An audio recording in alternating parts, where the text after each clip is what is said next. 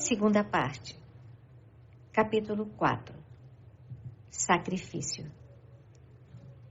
Em Leão mantinha-se a paz inalterável.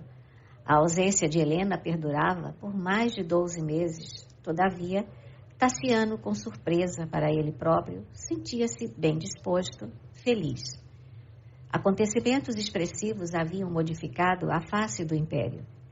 Décio morrera e o cetro imperial fora empunhado por Galo, que passou a governar o mundo romano com deploráveis espetáculos de inconsciência e devassidão. Orientadores e magistrados, guerreiros e políticos, pareciam dominados pela decadência moral a estender-se arrasadora. Terrível epidemia começava a lavrar em todas as províncias. A peste surgira numa festa em Neo-Cesareia, e por toda parte clamava-se que a doença maligna era fruto da feitiçaria cristã. Sacerdotes das divindades olímpicas, valendo-se do ensejo, procuravam firmar a superstição, espalhando a notícia de que os deuses flagelavam o povo, combatendo a mistificação nazarena a alastrar-se invariável. Em razão disso, as preces coletivas eram alimentadas nos santuários dia e noite. Templos numerosos descerravam-se à caridade, acolhendo os enfermos e os agonizantes. Sacerdotes de Júpiter, de Cíbele e de Apolo reuniam-se em orações, implorando a assistência e o socorro de Esculápio, em cujos altares os galos e as serpentes se multiplicavam para os sacrifícios votivos. Contudo, ao lado da unificação dos cultos e dos crentes, em torno do Deus da medicina, o ódio ao cristianismo recrudescera. Edifícios piedosos voltavam a sofrer lapidações e incêndios. Os seguidores de Jesus, com mais rigor, eram apedrejados, presos, banidos ou exterminados sem compaixão. Tassiano, que jamais se modificara espiritualmente, embora emudecesse quanto ao Evangelho, em homenagem à memória do pai, no íntimo considerava justo o novo movimento de repressão. Ignorando deliberadamente o que ocorria fora dos muros domésticos, apesar de o filósofo e a filha ocultarem o coração sangrando de dor, dividia a alma entre a filhinha e os dois amigos, considerando-se o mais feliz dos mortais. Sentindo-se reviver, parecia buscar no amor, plenamente vivido em espírito, abençoada fonte de energia e revigoramento. Refletia sobre a conveniência de a esposa demorar-se indefinidamente em Roma para a garantia da felicidade de ambos, quando Teódulo chegou da cidade imperial com visíveis demonstrações de ansiedade, trazendo-lhe a carta em que a companheira lhe suplicava a presença imediata. Helena parecia vazar todo o coração na longa missiva. Notificava-lhe que, não obstante desejosa de voltar a casa, lutava com a ingrata moléstia da primogênita que os médicos acreditavam na vizinhança do túmulo. Lucila piorava dia a dia. Implorava-lhe por isso, lhe fosse ao encontro, levando Blandina. Descrevia comovedoramente os lances críticos de sua preocupação maternal. Desvelava-se sozinha. Galba, o tio e noivo, permanecia na Campânia, atendendo a interesses particulares, e Anacleta padecia inevitável esgotamento. O próprio Vetúrio, exausto e abatido, rogava-lhe esquecer quaisquer dissabores do pretérito, de vez que o aguardava, não como sogro, e sim como pai, de braços abertos. Tassiano sentia-se excessivamente distanciado de Helena e Vetúrio para chorar por eles. Entretanto, a perspectiva de perder a filha enferma doía-lhe ao coração. Lágrimas visitaram-lhe os olhos enquanto meditava naquela primeira flor dos seus ideais de paternidade. Que fizera ele, genitor responsável pela jovem prestes a morrer? Lucila crescera, absorvida pelos caprichos maternos. Efetivamente, nunca se dispusera ele a devotar-lhe maior atenção. Não seria razoável compensá-la agora com algum carinho? Todavia, repugnava-lhe a expectativa de qualquer reencontro com o sogro e a volta de Helena não lhe infundia o mínimo prazer. Debalde, Teódoro lhe aguardou a palavra. Depois de prolongada espera, observou desapontado. Trago notícias pouco lisonjeiras da jovem Lucila e... Já sei, interrompeu Tassiano secamente. O agente de Opílio rodou sobre os calcanhares e afastou-se, enquanto o interlocutor demandava o seu gabinete particular, aí meditando largos minutos, sem encontrar uma solução para o enigma que o atormentava.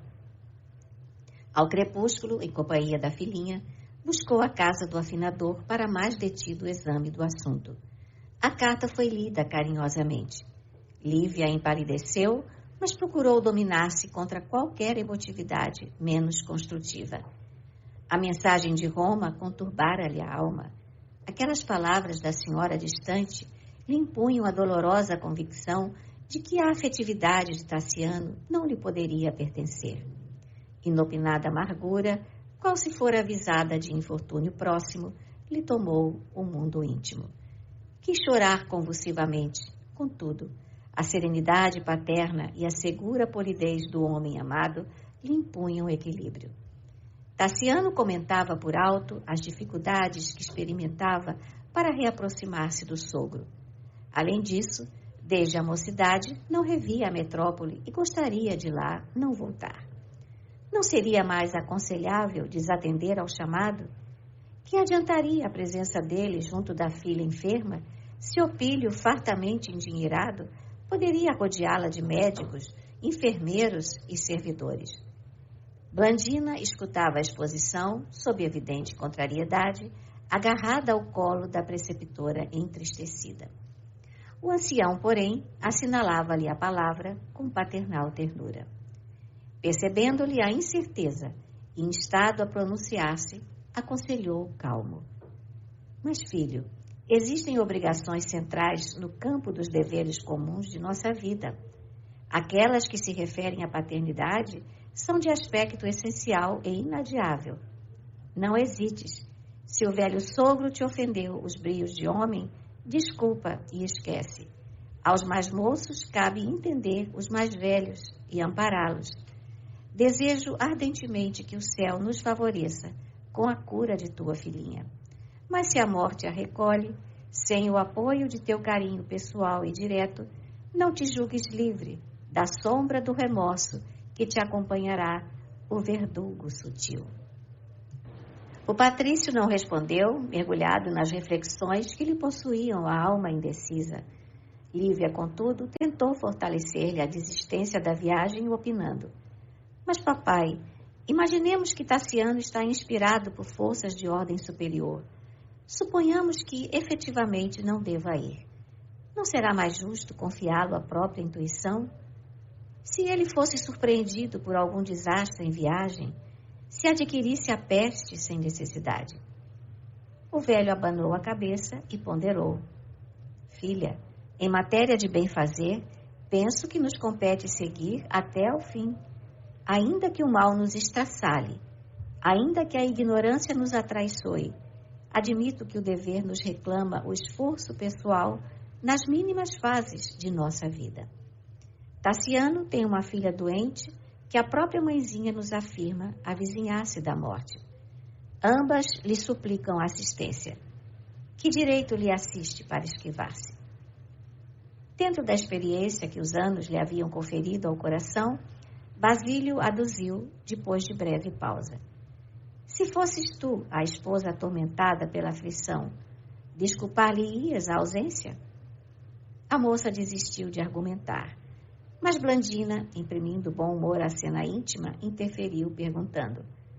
Papai, por que não levar vovô Basílio e Lívia conosco? Não poderíamos viajar os 4 juntos? O ancião afagou-lhe os cabelos aveludados e escuros e observou alegre. Não, Blandina, uma viagem longa não pode ser acontecimento para todos. Ficaremos à espera. Quando voltares, teremos novas músicas. É possível regresses trazendo uma harpa nova. Naturalmente, a mãezinha verá o teu progresso artístico e compensar-te-á o esforço com um moderno instrumento. Quem sabe? A menina sorriu, orgulhosa. Doces melodias rendilharam os sonhos daquelas 4 almas afins que jamais se separariam, obedecendo à vontade própria. Tassiano pediu a Lívia que cantasse o hino às estrelas que lhes havia ensejado o primeiro encontro, e a moça atendeu-lhe ao desejo, repetindo a canção com emotividade e beleza. Pairava no ar uma sensação de encantamento, a misturar-se, porém, de infinita amargura.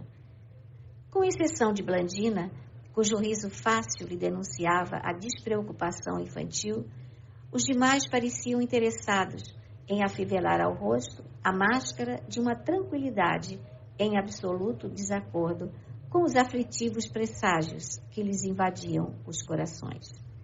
O genro de Vetúrio nunca se mostrara tão sensível ao despedir-se. Prometeu a Lívia o retorno rápido. Não se demoraria. Já que a jornada se impunha inadiável, partiria no dia seguinte, com o propósito de satisfazer apenas as obrigações estritamente necessárias. Que ela não temesse. Pretendia estudar com a esposa uma separação honrosa.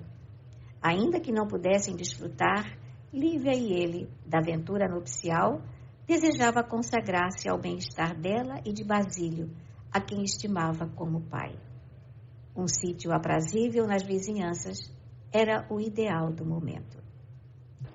Estava convencido de que Helena, tão logo se realizasse o consórcio de Lucila, caso a doente conseguisse recuperar-se, preferiria o mundo romano, em companhia de Teódulo, de vez que ele, Tassiano, achava-se decidido a modificar a própria situação em família. Restituiria então a propriedade ao sogro e transferir-se-ia com Blandina para algum recanto em que pudessem viver todos juntos.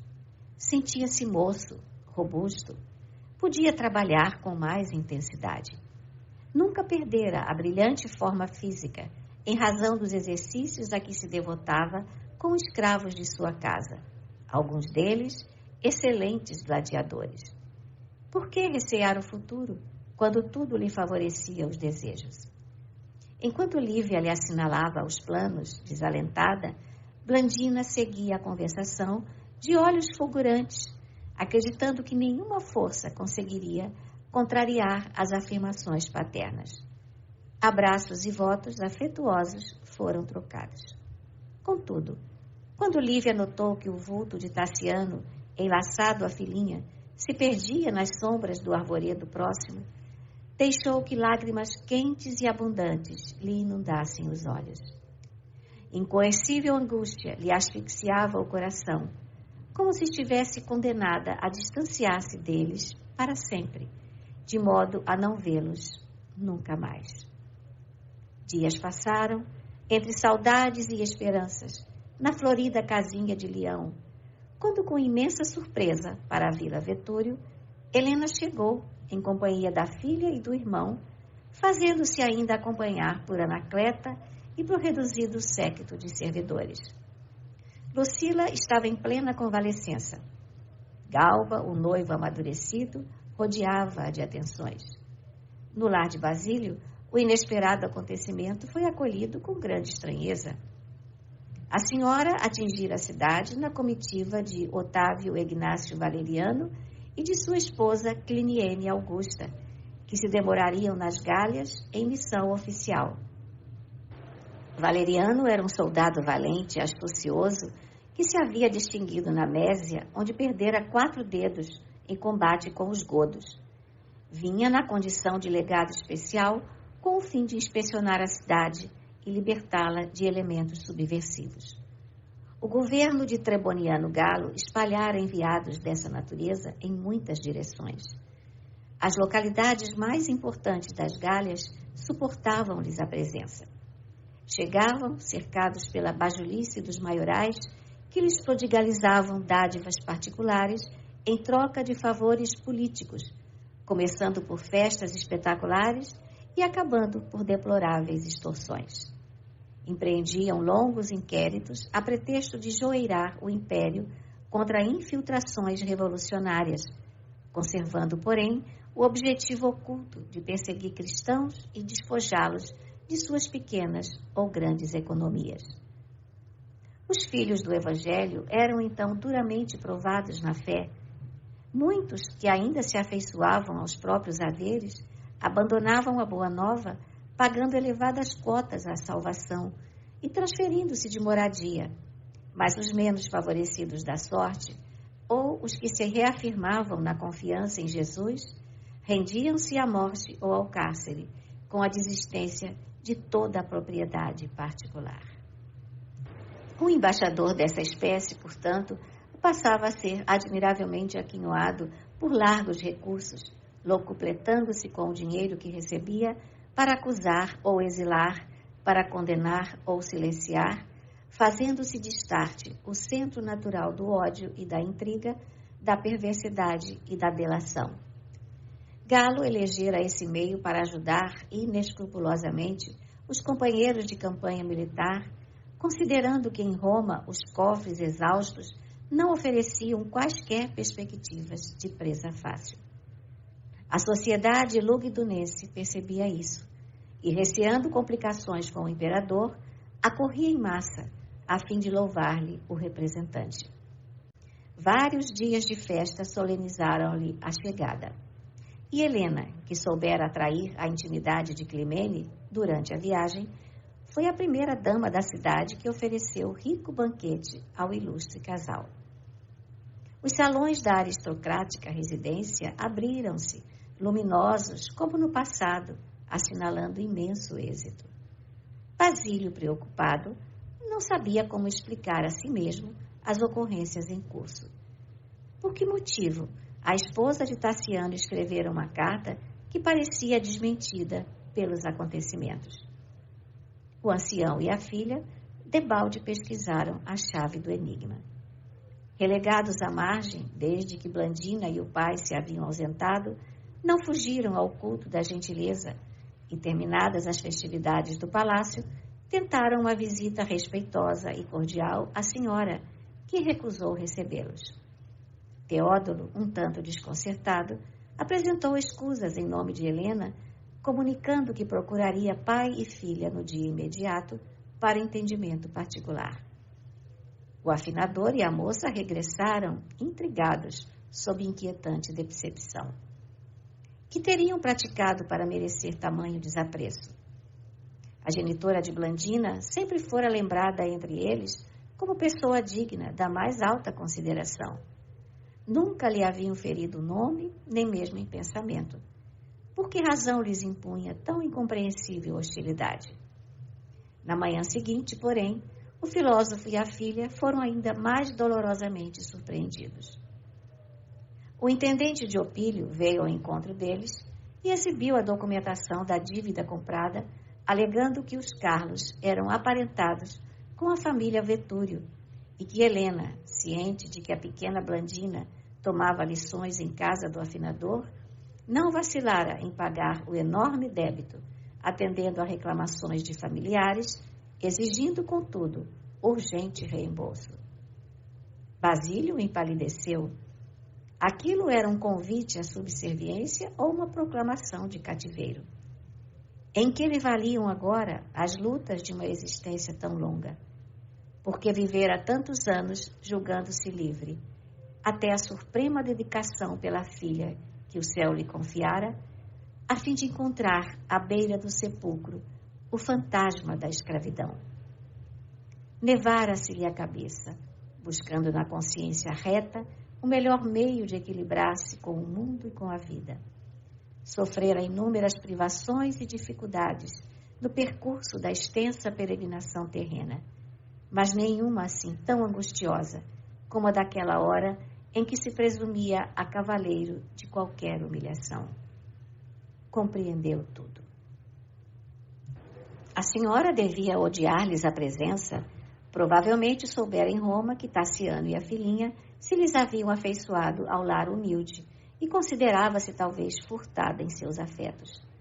Levou a destra ao coração descompassado, enquanto as lágrimas lhe corriam em fio sobre as grossas rugas. Lívia percebeu-lhe a aflição e correu a ampará-lo. O velho abraçou-a em silêncio e depois, com humildade, suplicou a Teódulo a concessão de algum tempo. Desejava aguardar o regresso de Tassiano para entender-se com ele relativamente à questão. O enviado de Helena, no entanto, mostrou-se inflexível. O problema não poderia ser adiado além de uma semana. Determinado portador retornaria à metrópole imperial, conduzindo o dinheiro que Opílio Vetúrio desembolsara. O ancião, confundido, insistiu para que a genitora de Blandina lhe concedesse a graça de uma audiência, mas o administrador dissipou-lhe a esperança. Helena não desceria a qualquer entendimento com plebeus, servos ou devedores. Sem saber o que fazer, Basílio declarou por fim que visitaria alguns amigos prestigiosos com o objetivo de estudar a inesperada exigência, prometendo uma solução tão apressada quanto lhe fosse possível. A sós com a filha, examinou angustiado o problema que o destino lhe propunha. Reconhecia-se extenuado. Jamais obteria recursos compatíveis com a necessidade do resgate. Por mais buscasse a moça consolá-lo, com observações de carinho e encorajamento, não conseguia subtrair-se ao abatimento que o dominava. Convicto de que os únicos benfeitores capazes de auxiliá-lo na travessia do obstáculo seriam os companheiros da atividade cristã, na noite do mesmo dia procurou a singela residência de Lucano Vestino, antigo presbítero refugiado num casebre, onde se reuniria uma assembleia de oração. Basílio e a jovem não imaginavam sequer que Teódulo os seguia às ocultas. Localizando o pardieiro em que os cristãos se congregavam, o intendente tornou a herdade, arquitetando planos para iniciar a devassa. A reunião evangélica, no domicílio de Vestino, caracterizava-se por indefiníveis apreensões. Apenas 20 companheiros participavam do culto. Muitas famílias, aparentemente devotadas ao Evangelho, haviam fugido, temendo a presença de Valeriano. A Igreja de Leão, tantas vezes amargamente provada, conhecia a extensão da violência romana. Entre os prosélitos que não haviam desertado, começaram a surgir manifestações de apostasia. Em razão disso, somente os espíritos bastante valorosos na fé animavam-se a enfrentar a nova perseguição que se esboçava infalível. Vestino, tomando a palavra, formulou sentida prece e leu, nos apontamentos sagrados, a excelsa recomendação do Senhor. Não se turbe o vosso coração. Credes em Deus. Crede também em mim.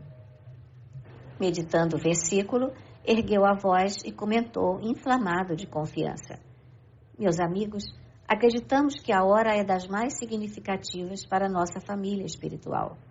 Simpatizantes de nossa causa, funcionários do governo, avisam-nos que a opressão romperá cruel. Nossa fé, tantas vezes selada com o sangue dos nossos antepassados, provavelmente nos reclamará o testemunho de sacrifício. Olhemos para a vida de mais alto.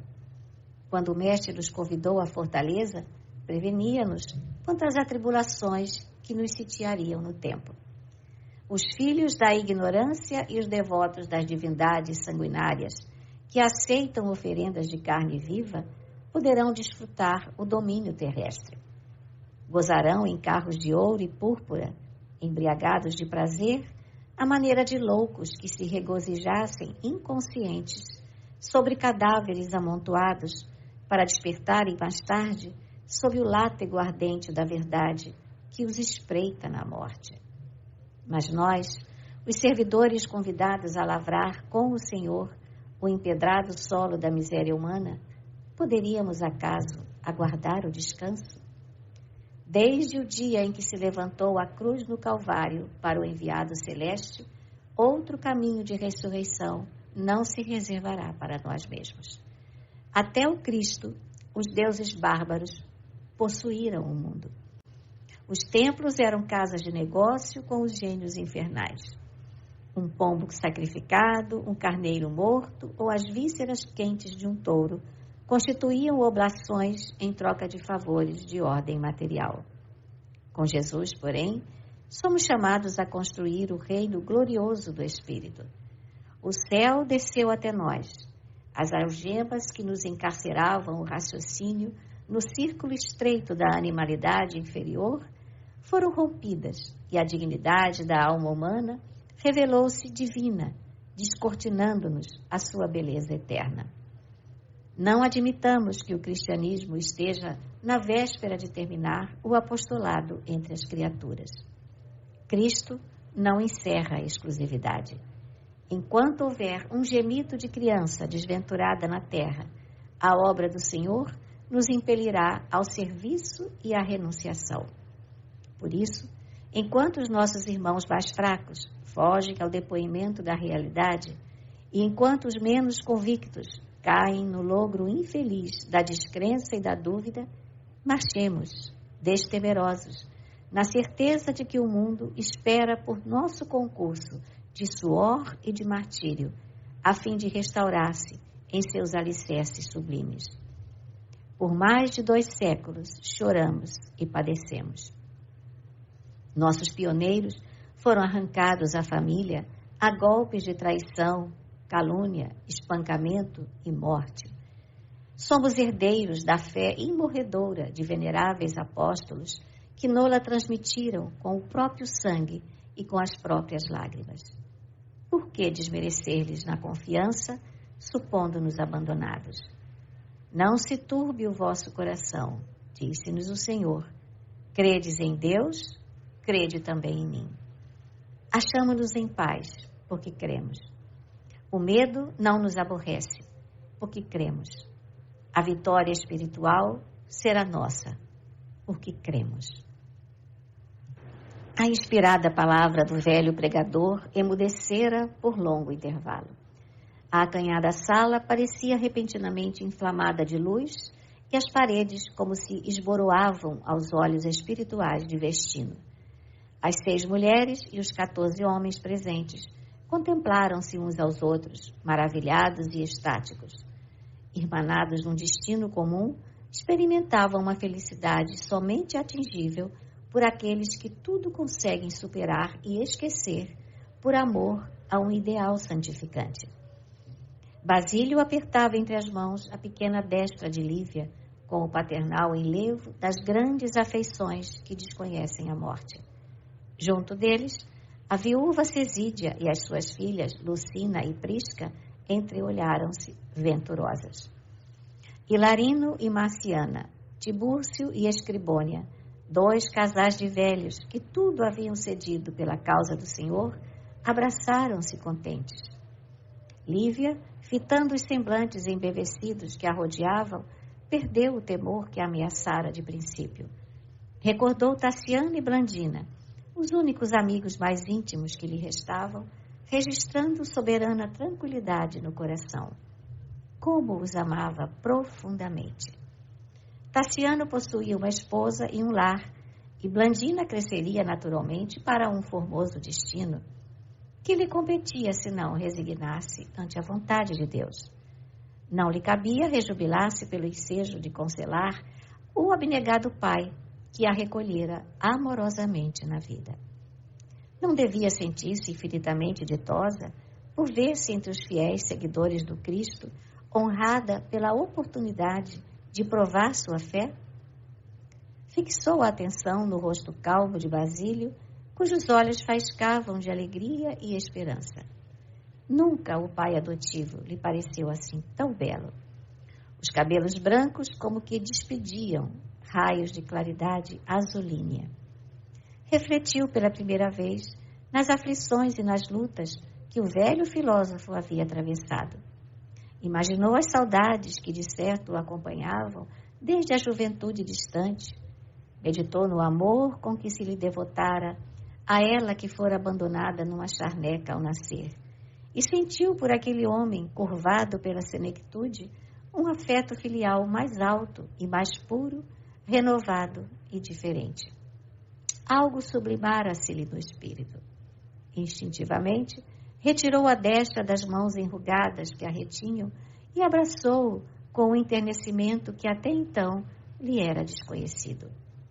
Sentiu-lhe o pulsar do coração no peito fatigado e, beijando-lhe a face com extrema ternura, falou baixinho: meu pai. Tocado de júbilo misterioso, Basílio deixou cair algumas lágrimas e balbuciou: estás feliz, minha filha? Muito feliz. Ele osculou-lhe os cabelos ondeados e escuros que dourada rede envolvia e afirmou ciciante: não se turbe o vosso coração. Os que se amam em Cristo moram acima da separação e da morte. Nesse instante, porém, Vestino ergueu a fisionomia serena, inundada por traços de uma aventura ignorada na terra, e continuou a falar. Nosso recinto permanece gloriosamente visitado pelos mártires que nos antecederam, e com a voz quase embargada pelo pranto, nascido da alegria em que se lhe desabotoava o coração, prosseguiu: ofuscam-me o olhar com a bendita luz de que se vestem.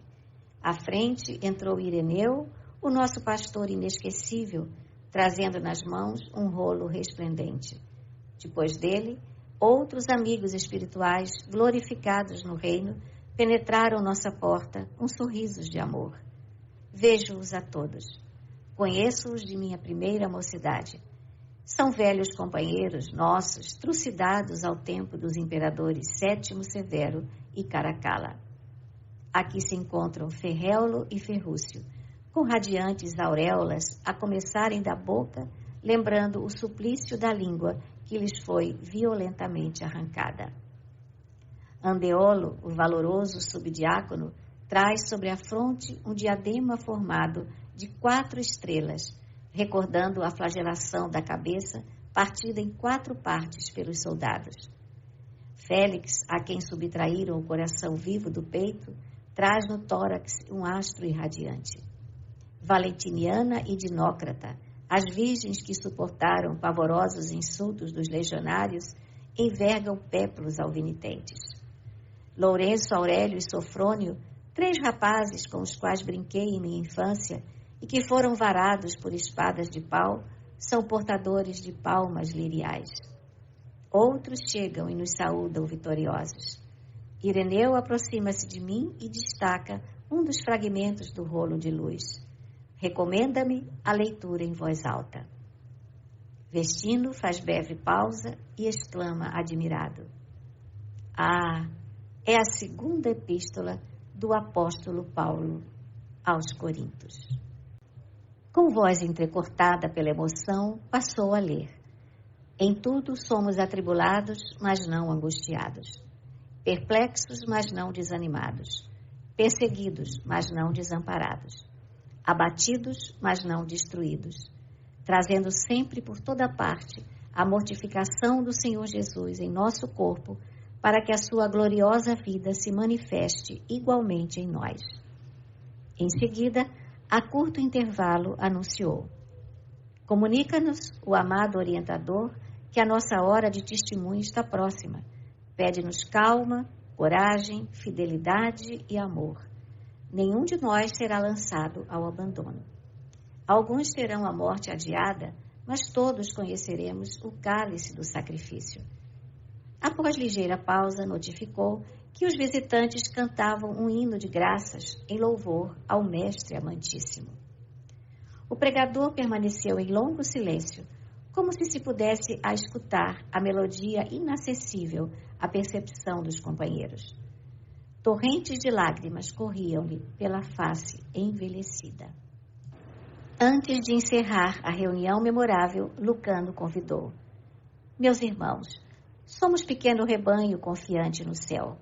Muitos de nossos confrades, que a fortuna protege, retiraram-se da cidade sob o pagamento de valiosas contribuições ao enviado de César. Acredito que raros daqueles que vivem na abastança estarão habilitados à vitória sobre a tormenta próxima. Achamo-nos divididos em grupos de fé, nos bairros pobres, à espera da bondade divina. Não possuímos recursos que nos inspirem qualquer convite à preocupação. O Senhor livrou-nos dos inquietantes compromissos com o ouro da terra. Por que não nos reunirmos diariamente à noite por algum tempo em nosso santuário de confiança? Este casebre pode ser o nosso reduto de oração, e a oração é a única arma que podemos manejar no trato com os nossos perseguidores. Júbilo geral aplaudiu-lhe a ideia e prece comovedora marcou o término da reunião. Entendimentos fraternos foram levados a efeito. Os amigos concordaram entre si. Regressariam cada noite para o serviço da fé. Enquanto algumas frutas eram servidas com tigelas de vinho fraco, cada qual relacionava essa ou aquela experiência individual. Chegada a vez de Basílio, o velho comentou o problema com que se defrontava. Era liberto sob pesado compromisso e devia resgatar sem detença a dívida que o afligia. Entreolharam-se os irmãos penalizados. Ninguém ali possuía o dinheiro suficiente para ajudá-lo. Consultado, Lucano informou que a caixa de socorro achava-se exausta. As derradeiras disponibilidades haviam desaparecido na véspera com o amparo inadiável a 3 viúvas necessitadas de assistência. Vestino, porém, convidou o filósofo e a filha a se demorarem com ele pelo tempo que desejassem. Na casinha singela, cabia muita gente. O velho, com assentimento da jovem, aqueceu. Não confiava em Teódulo e receava algum assalto à dignidade do lar. Junto dos amigos, ainda que sofressem, teriam a vantagem da dor repartida. Lívia não se veria só. As companheiras do grupo fortalecer-lhe-iam o coração. Prometeram voltar no dia imediato e, mais confortados, passaram a noite edificados na fé. Na manhã seguinte, Basílio procurou Teódulo a fim de penhorar o próprio domicílio. Refletiu bastante e concluiu que essa seria a medida mais acertada. Se permanecessem retendo a casa, provavelmente seriam vitimados pela violência, de vez que não dispunham de recursos para o resgate, ao passo que, confiando a moradia ao administrador, talvez lhe sossegasse a exigência. Considerando ainda a hipótese de serem detidos em razão do culto a que se devotavam, o lar humilde nada perderia em sua feição mais íntima, porque, em regressando da capital do império, Tassiano teria conhecimento da situação e, de certo, conservar-lhe-ia os manuscritos que lhe constituíam a única riqueza. O intendente, impassível, ouviu o afinador que lhe falou com humildade. Pretendia ausentar-se por alguns dias e rogava permissão para deixar intacta a residência como garantia parcial da importância por ele devida ao Opílio Vetúrio.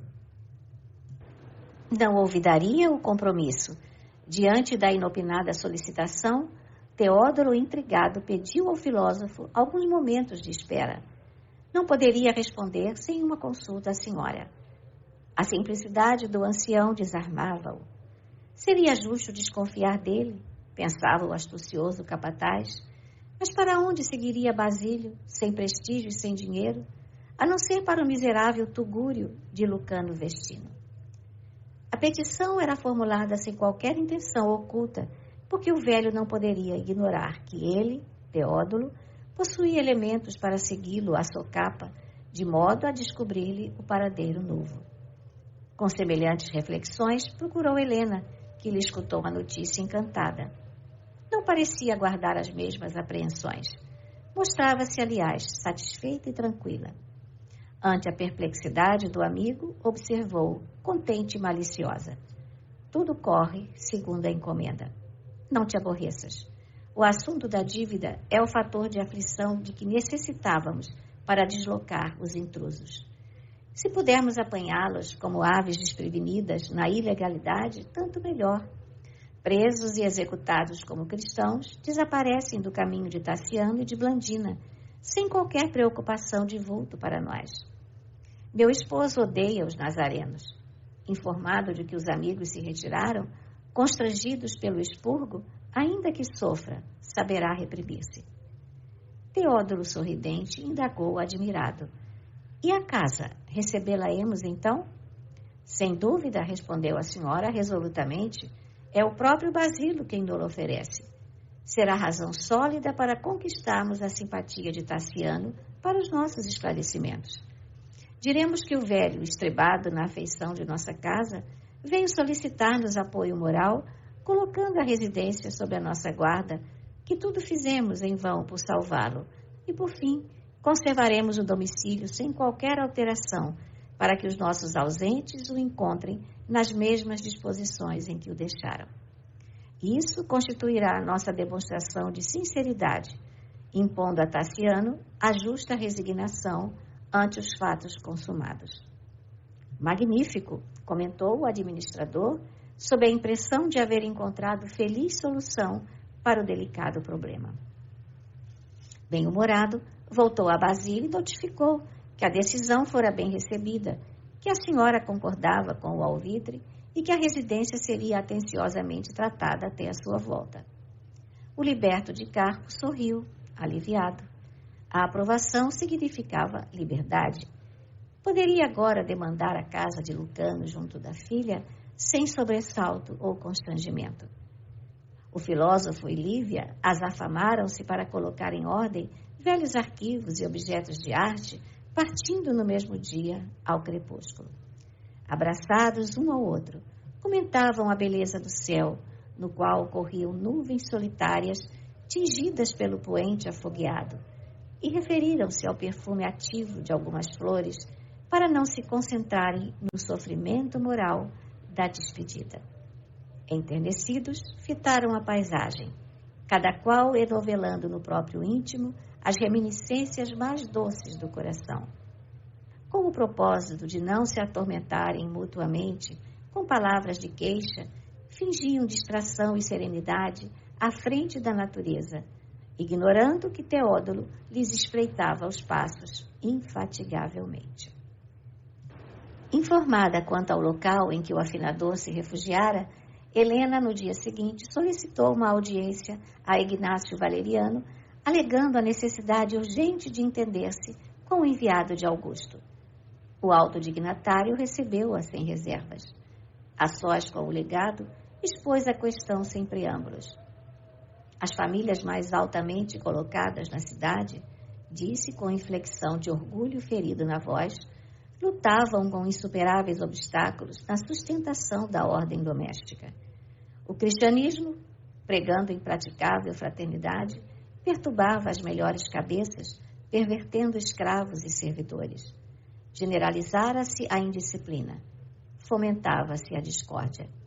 Homens válidos e mulheres fortes fugiam ao trabalho depois do contato mental com os ensinos do profeta crucificado, que no fundo se fizera temível adversário do império. As tradições eram desrespeitadas e o lar romano desarvorava-se nos mais legítimos fundamentos. O legado ouviu atencioso e com reverência indagou: mas poderíamos acaso receber sugestões para a obra corretiva? A devassa realiza-se metódica desde a minha chegada. Já conseguimos advertir a muitos prosélitos de importância que se prontificaram a retirar-se. E dando ideia da extorsão efetuada, assentou: tenho tido a máxima paciência, compreendendo que um homem representativo não pode esquecer, sem dano, a responsabilidade de que se investe. Assim considerando, determinei que todos os simpatizantes da causa detestada fossem ouvidos. Tive o prazer de registrar-lhes a reafirmação de fidelidade aos deuses e a César, e de quase todos recebi generosas ofertas destinadas ao nosso magnânimo imperador. A medida surtiu favoráveis resultados, coroando-nos um inquérito de pleno triunfo. Agora, admito seja possível joeirar as classes mais baixas de nossa estrutura social. A justiça não se fará tardia. Estamos ansiosos, asseverou Helena, satisfeita. Nunca presenciamos tantas manifestações de revolta. Jamais assistimos a tamanhos espetáculos de rebeldia e degradação. Há quem saiba da existência de variados núcleos de conspiradores contra a legalidade nos bairros pobres. Nosso administrador, por exemplo, conhece um dos pontos em que pessoas desprezíveis articulam os golpes que nos ameaçam. Nossa própria casa tem um escravo fujão com a filha, nesse couto de morcegos humanos. Tramam nas sombras contra a vida dos patrícios e contra os senhores de terras. Não será de espantar uma rebelião de sangue e morte a qualquer instante próximo. Antes que o interlocutor pudesse formular qualquer nova interrogação, acrescentou de maneira significativa: tenho comigo a documentação probatória. Valeriano coçou a cabeça, intrigado, e ponderou: a denúncia é realmente grave. O administrador da Vila Vetúrio pode colaborar com as autoridades? Perfeitamente. Começaremos o expurgo sem demora. Posso esperar o concurso dele hoje à noite? Teódulo comparecerá, concordou a senhora resoluta. Efetivamente, ao anoitecer, o intendente de Opílio visitou a caserna, sendo apresentado a Liberato Numício, chefe de coorte designado pela propretura, sob a inspiração de Valeriano, para iniciar um movimento punitivo. Viram-se de imediato, simpatizaram um com o outro, através dos sentimentos que lhe eram afins. Teódulo comunicou ao novo amigo que indicaria a casa de Vestino sem comprometer-se. Alegou que a rebelião dos nazarenos se processava em diversos grupos de ação conjugada e, conhecendo outros centros da conspirata, poderia ser valioso colaborador na repressão se permanecesse oculto no serviço de inteligência. Liberato concordou, loquaz, e depois de bebericarem alegremente, tragando várias taças de vinho, puseram-se em atividade. Comandando pequena expedição de soldados e beleguins atrevidaços, Numício, sob a orientação do empregado de Vetúrio, cercou o casebre dos seguidores do Evangelho, quando o dono da casa proferia as últimas palavras da oração ensinada pelo Mestre. Não nos deixes cair em tentação e livra-nos do mal, porque teu é o reino, o poder e a glória para sempre. Assim seja. Lucano descerrou os olhos, e tão grande era a serenidade que neles se estampava, que mais parecia ter despertado de alguma visão celestial. Neste instante, o emissário da perseguição, quase ébrio, se postou diante da Assembleia Cristã, bradando para os esbirros afoitos: entremos, é aqui mesmo. A malta de raposas está no covil. Ninguém respondeu. Os agentes armados penetraram ruidosamente o recinto. Sarcástico, Numício observou: já visitei agrupamentos como este. Nunca vi uma raça tão acovardada como a dos aprendizes do judeu crucificado. Tomam bofetadas, entregam mulheres, sofrem o cárcere e morrem debaixo de insultos sem qualquer reação. Asquerosos morcegos. Cuspinhou algumas pragas e, relanceando o olhar pelos circunstantes, interrogou com estardalhaço: quem é o chefe do bando? Vendo que ninguém respondia, reajustou a frase e renovou a pergunta: quem é aqui o chefe da casa? Lucano ergueu-se digno e apresentou-se: o chefe da casa é Jesus e eu sou o responsável. Jesus? Ora, ora, gritou Numício gargalhando. Sempre os mesmos loucos. Parou o olhar irônico em Vestino e continuou: velho detestável, vejamos a tua noção de responsabilidade. Se tens miolo na cabeça, abjura a bruxaria. Rende culto aos deuses e afirma a tua fidelidade aos nossos imperadores. Provavelmente assim o quadro desta noite poderá modificar-se. Não posso, informou o apóstolo sereno. Sou cristão.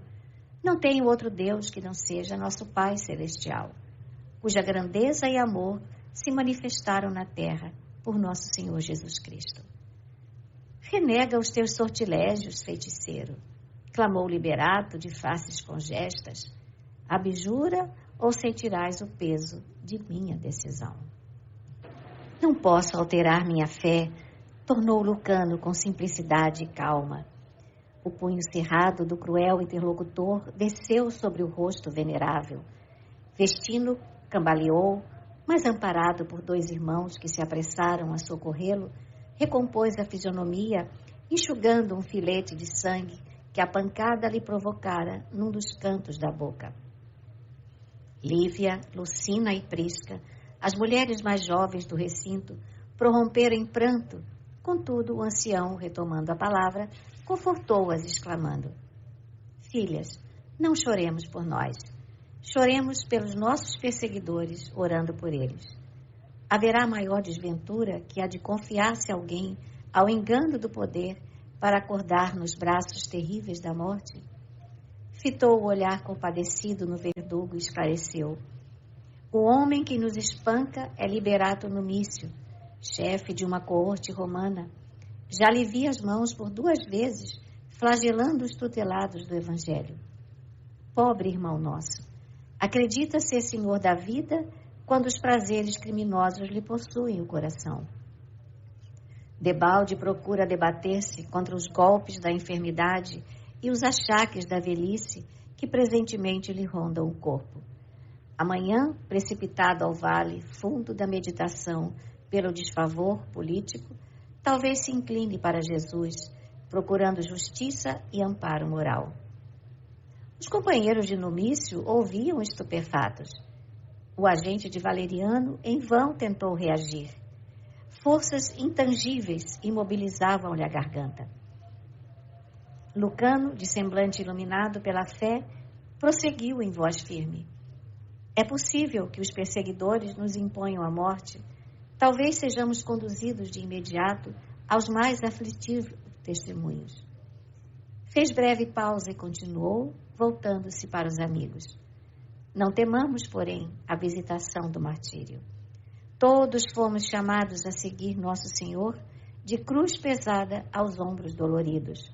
O Calvário está erguido, o madeiro jaz levantado, a flagelação continua. Ufanemo-nos da nossa condição de sirineus do eterno amigo. É uma honra morrer pelo bem no mundo em que o mal ainda reina vitorioso. Envergonhar-nos-íamos da felicidade ao lado de tantos corações sepultados na miséria, na escravidão e no sofrimento. Tudo passa. Os imperadores que nos humilharam, ensoberbecidos com as pompas do triunfo, nunca refletiram nos pesadelos que os aguardavam no sepulcro.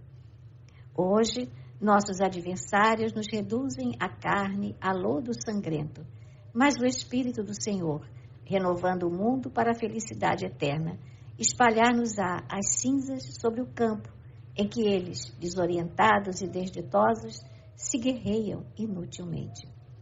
Agora são dominadores empinados ao trono da ilusão que os subjuga. Todavia, depois, esbolarão a paz, carregando as úlceras da mendicância em plena casa de Deus.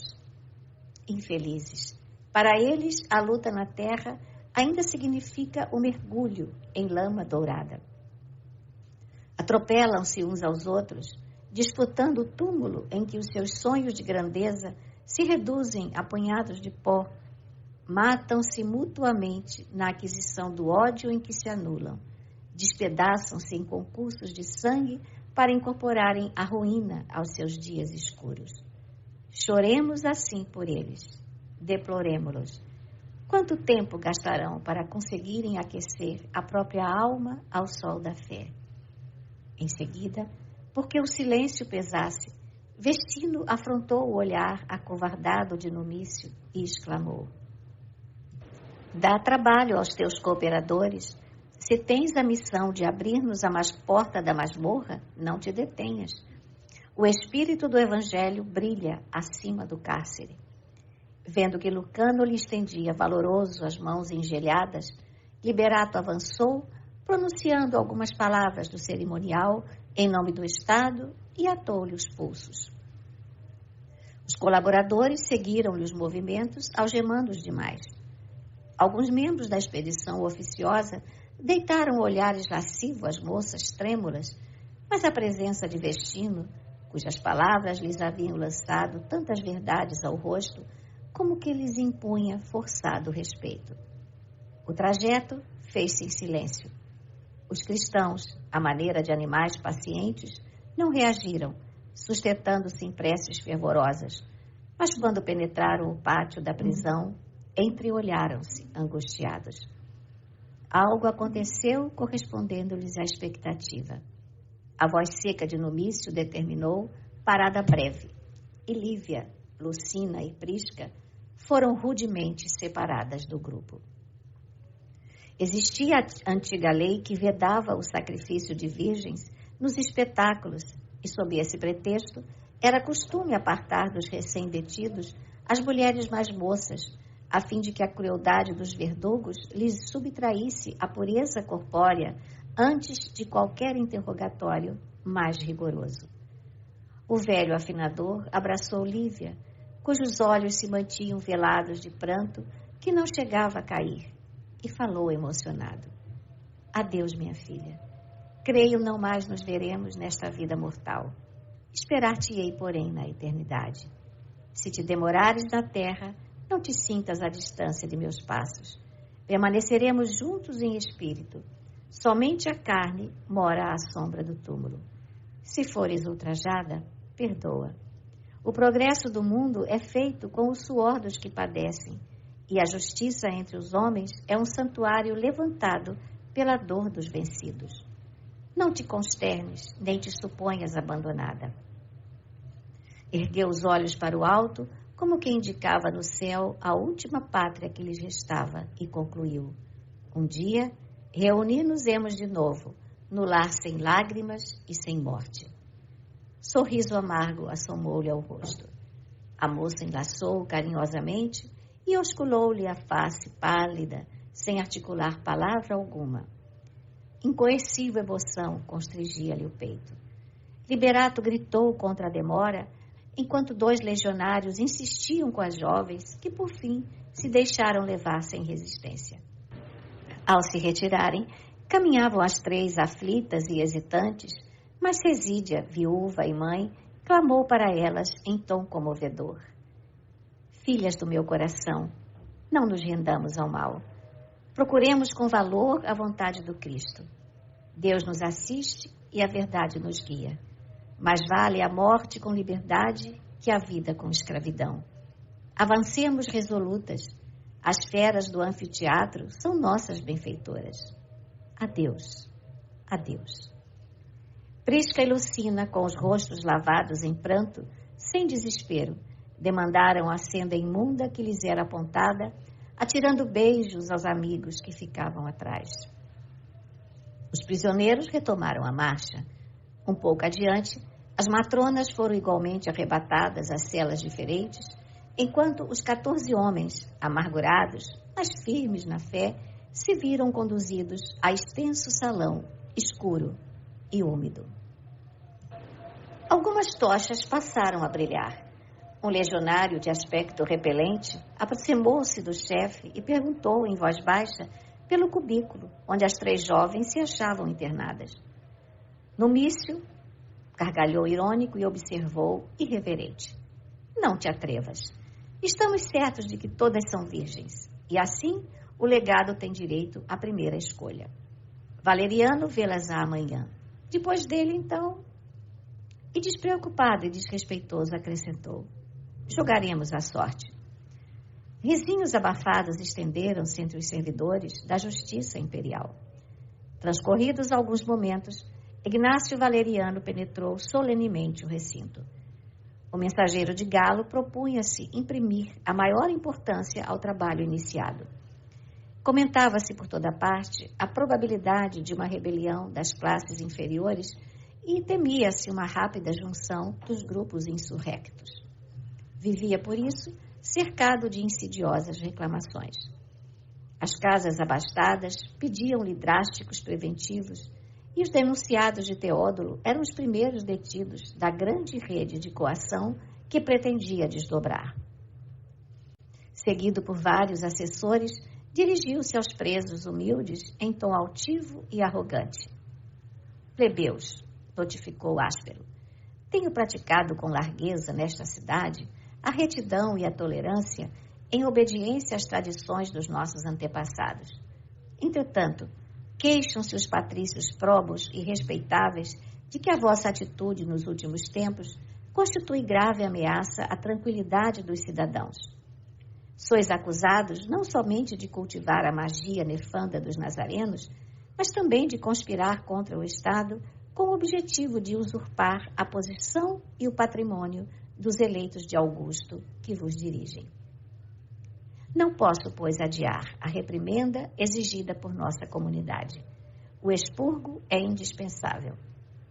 O mensageiro romano interrompeu-se, vagueou os olhos coruscantes pela assembleia humilhada e indagou: quem de vós cooperará conosco, indicando os centros da indisciplina? Nossa magnanimidade responderá com a libertação de todos os que colaborarem na empresa benemérita em que nos empenhamos. Os cristãos permaneceram emudecidos, exasperado com o silêncio reinante, que tomou por desconsideração a sua autoridade.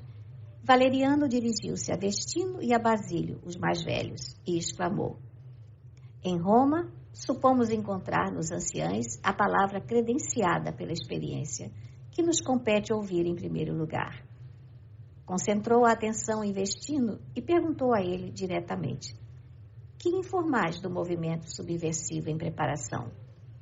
Lucano, todavia, respondeu sem vacilar: venerável embaixador de César, nós não somos delatores. O delegado imperial esboçou uma carranca de descontentamento e, fixando Basílio, inquiriu: e vós, que dizeis?